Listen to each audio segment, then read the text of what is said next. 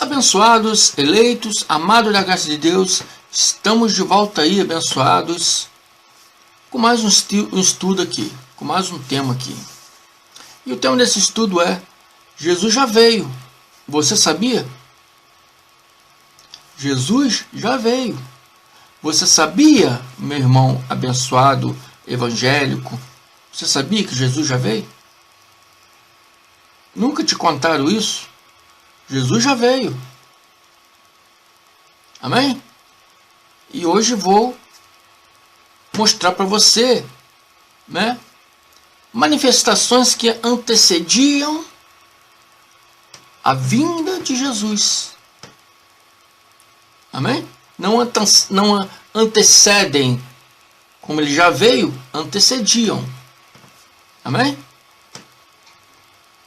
Vocês abençoados, já ouviram muito aí, vocês comentam, vocês evangélicos, comentam muito, um com os outros, ouve muito também dos outros, a eterna frase: Jesus está vindo, irmão.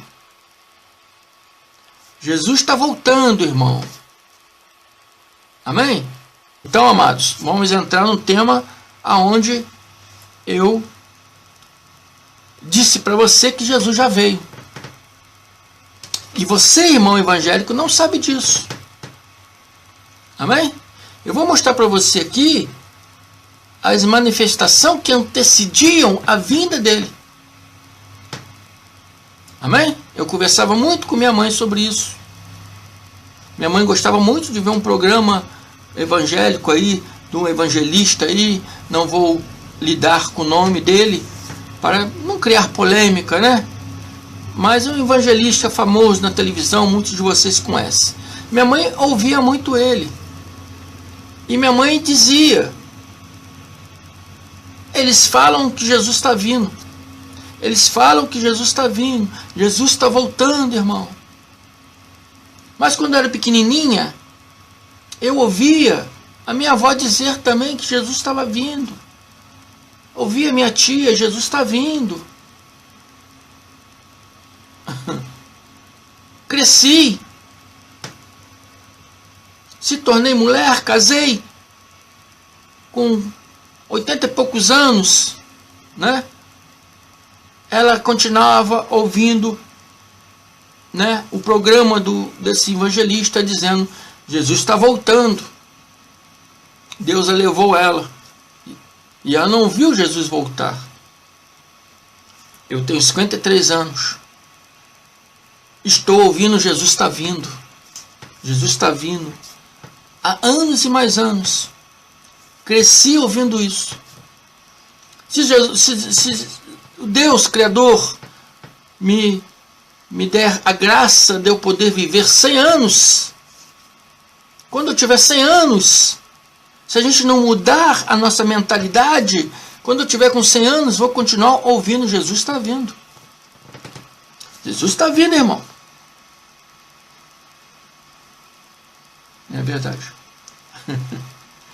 E que Jesus que nunca vem? Por que ele nunca vem? Eu vou explicar para você por que ele nunca vem. O título já falei, porque ele já veio. Mas eu vou mostrar para vocês aqui, vamos tratar das últimas manifestações que antecediam a sua vinda. Eu peço a vocês, abençoados, que prestem muita atenção para podermos entender esse assunto. Pode, se você quiser anotar, quiser pegar sua Bíblia, ouvir o vídeo, dá pausa e vai acompanhando, ouve uma, duas vezes esse vídeo, vai estudando a palavra, não acredita no irmão André, acredita na palavra, vai estudando a palavra e você vai, com certeza você vai entender. E saindo do templo, Mateus 24, 1, 3. E quando Jesus ia saindo do templo, aproximaram-se deles os seus discípulos para lhe mostrar as estruturas do templo. O templo está ligado à vinda de Cristo. Amém? O templo está ligado à vinda de Cristo. o homem que iria se manifestar para destruir esse templo está ligado à vinda de Cristo. Amém? Então, para você entender a vinda de Cristo, você tem que entender sobre a destruição do templo. Tem que entender quem foi que destruiu esse templo. Para que você entenda que ali foi, esses acontecimentos foi a manifestação da sua vinda. Então, o rei Herodes estava reconstruindo aquele templo. Disse que o templo ficou maravilhoso. Nos dias de Al-Shaomen, o templo ainda estava em construção, não tinha terminado ainda, né? E as pessoas, os judeus, estavam maravilhados com aquela construção. Então, Yahushua disse: não vedes tudo isso, toda essa obra magnífica que vocês estão aí adorando, estão aí bobalhados vendo todas aquelas maravilhas, aquelas construção linda, maravilhosa. Mas em verdade vos digo que não ficará aqui pedra sobre pedra que não seja derrubada. E Yahushua está dizendo: tudo será derrubado. Amém? No Monte das Oliveiras, achando-se Jesus assentado, quando lhe aproximaram dele os discípulos em particular, os 12 em particular. Por que particular? Longe do povo em geral. Só os 12 em particular.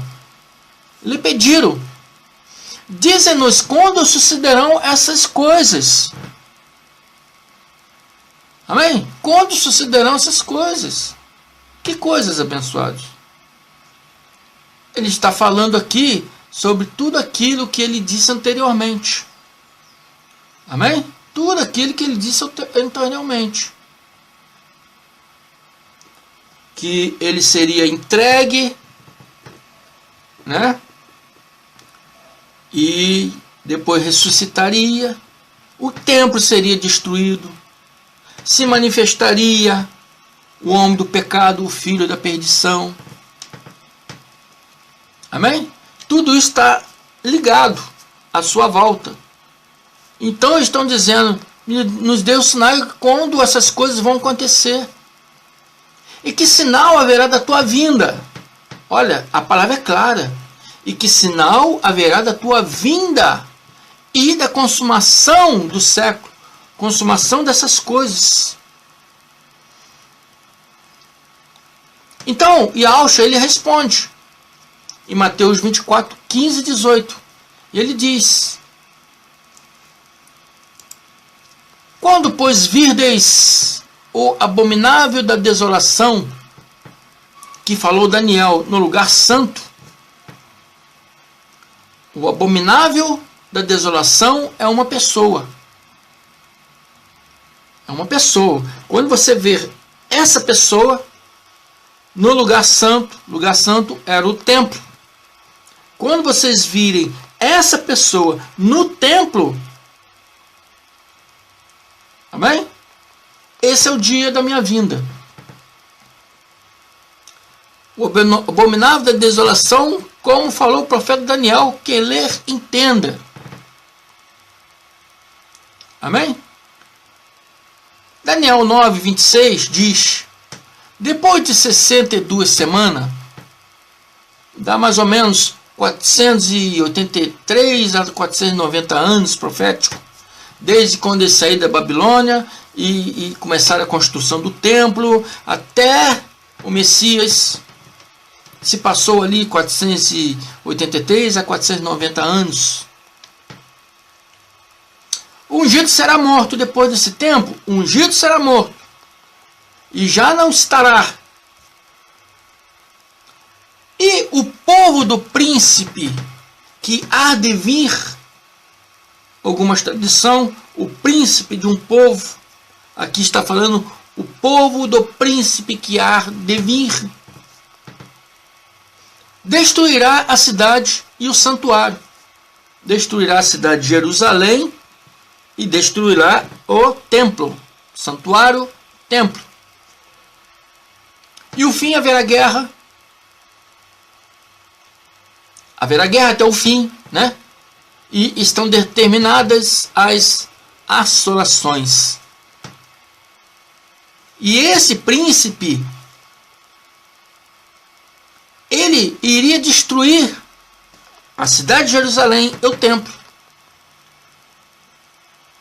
Amém?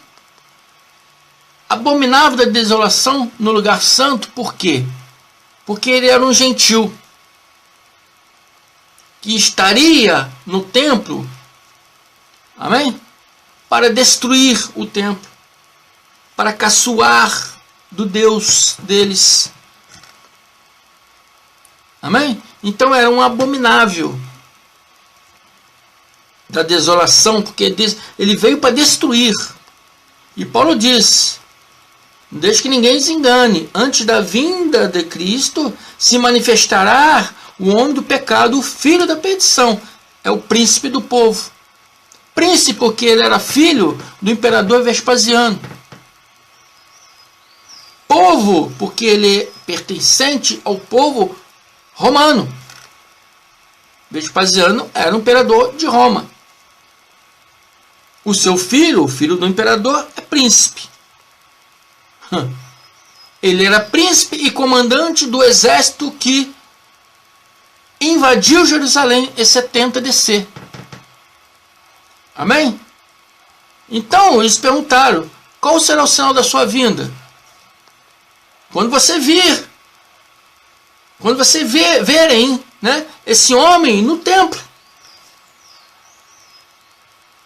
Conforme disse o profeta Daniel, quando vocês verem o príncipe do povo, o príncipe Tito, do povo romano, no templo, quando vocês virem ele destruindo a cidade, destruindo o templo, saberá que ali é o dia da minha vinda.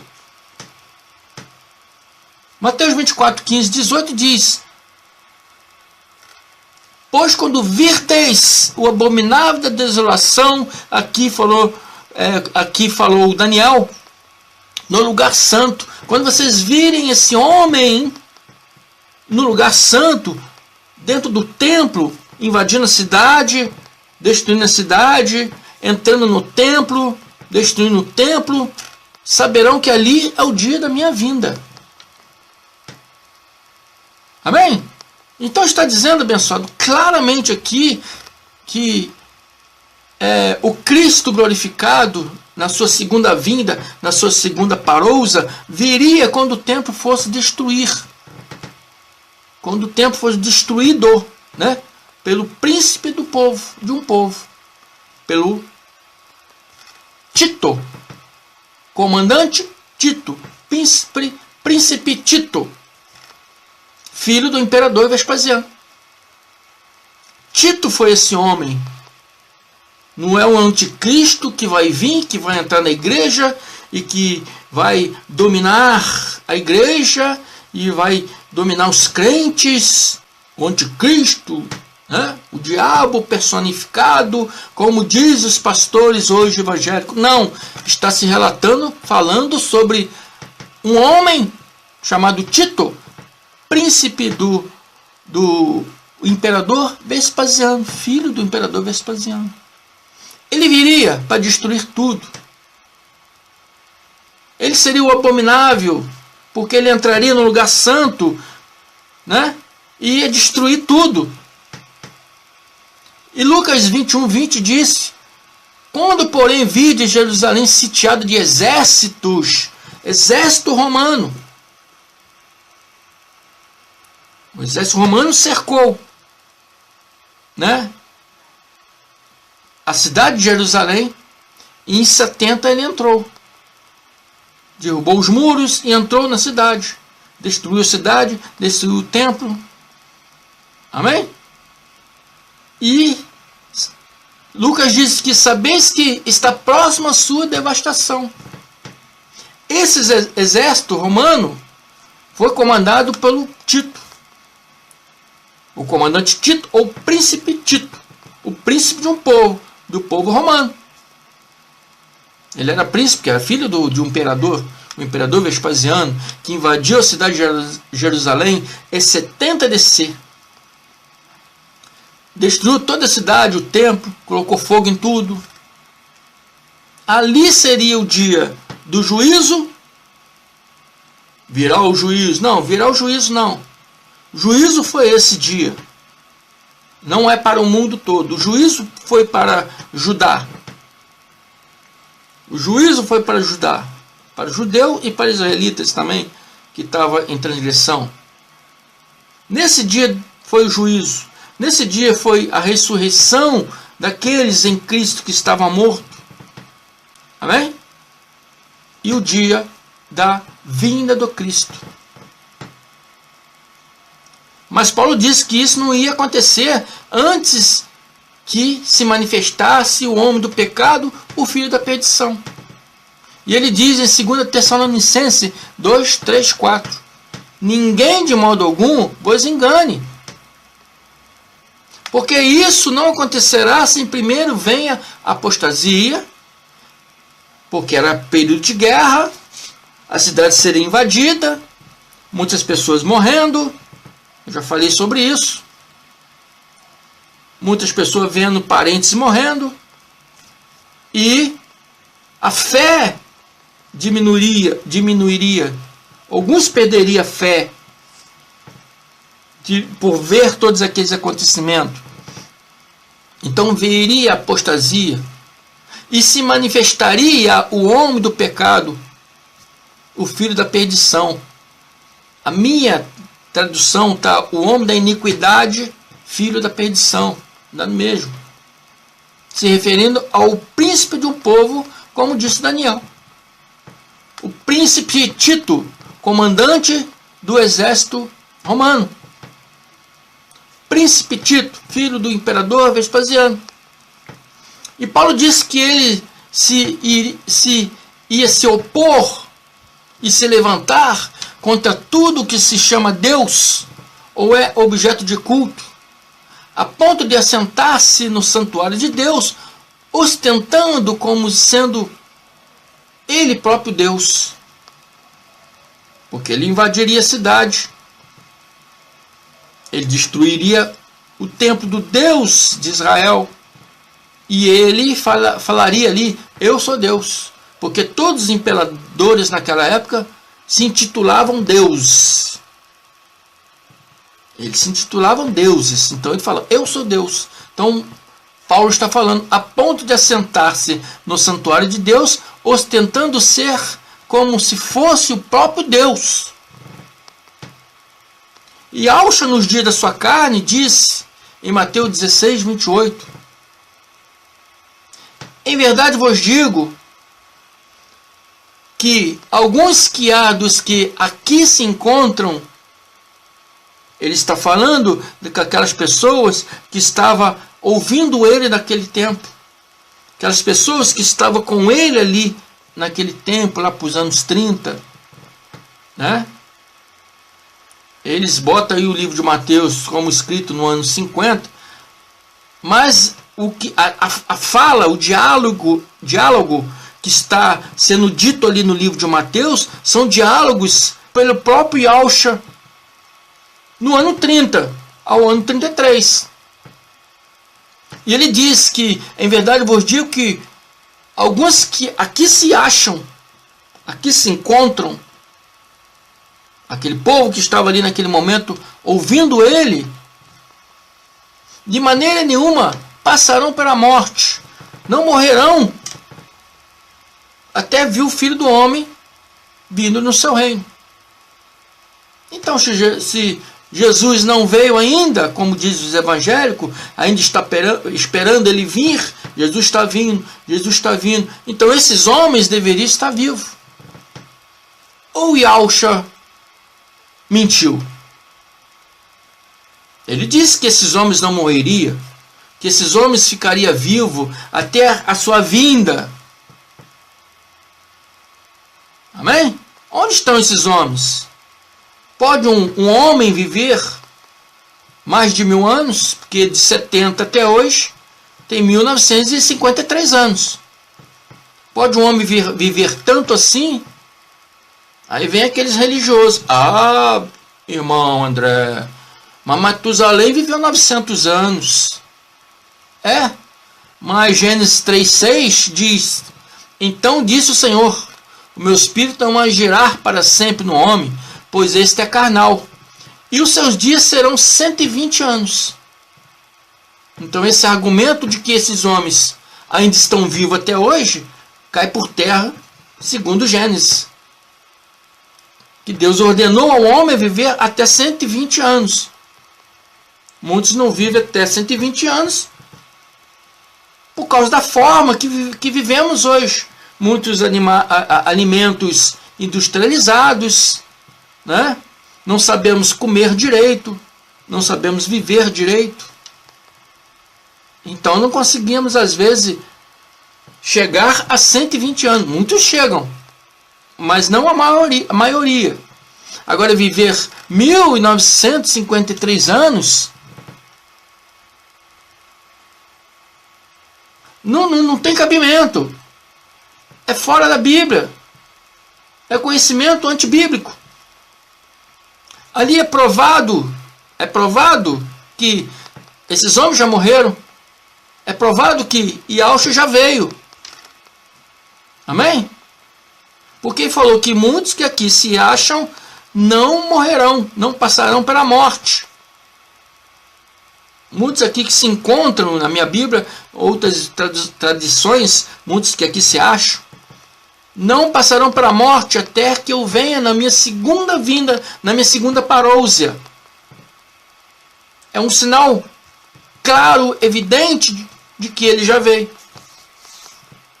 Outro sinal claro, evidente, é na questão do templo.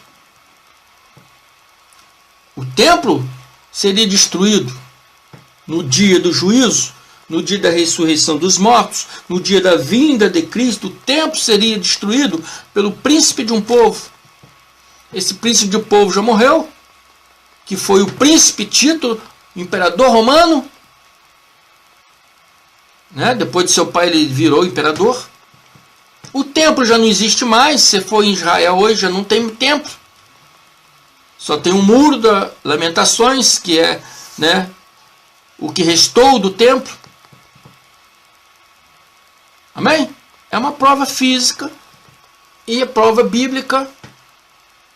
Todas as duas provas estão mostrando que ele já veio. Amém? Então tem que mudar essa mentalidade. Jesus está vindo, já veio.